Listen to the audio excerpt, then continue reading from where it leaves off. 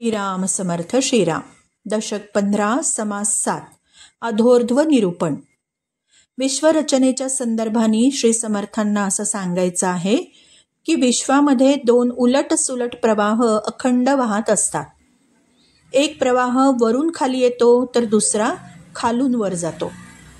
वरून खाली येणारा प्रवाह अतिशय सूक्ष्म, अतिसूक्ष्म, सूक्ष्म आणि स्थूल अशा स्वरूपात असतो.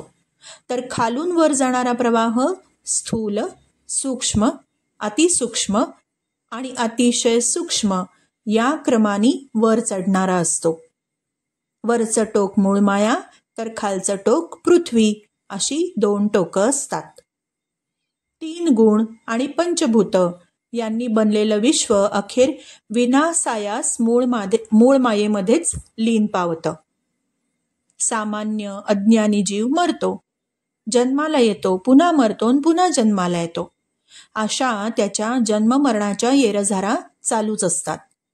पण जो आत्मज्ञानी पुरुष असतो त्याला अशा खेपा घालाव्या लागत नाहीत.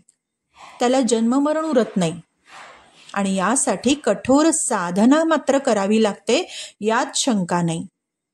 आपल्या अंतर्यामी जे स्वरूप भरलेलं आहे ते स्वरूप जगाच्या अंतर्यामी भरलेलं आहे असा अनुभव त्याला येतो.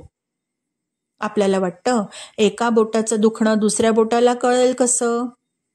एकाचं शरीर दुःख जे आहे ते दुसऱ्याला कसं कळेल? याचं उत्तर देताना समर्थ म्हणतात, जाणीवेच्या दृष्टीने आत्म्याच्या ठिकाणी भेद नाही.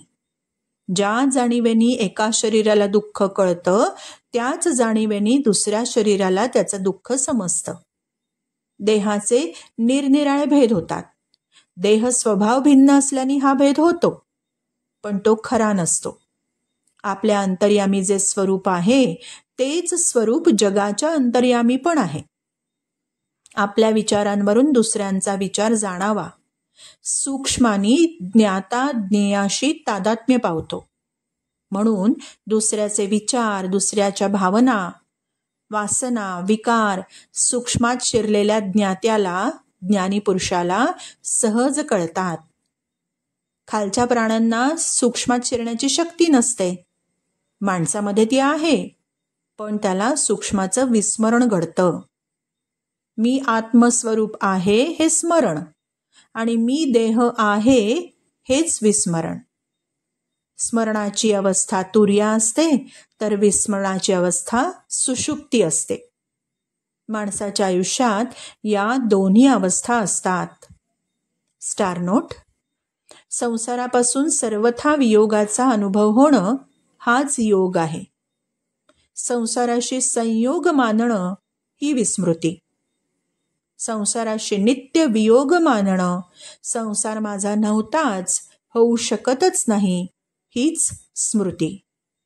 श्रीराम समर्थ श्रीराम.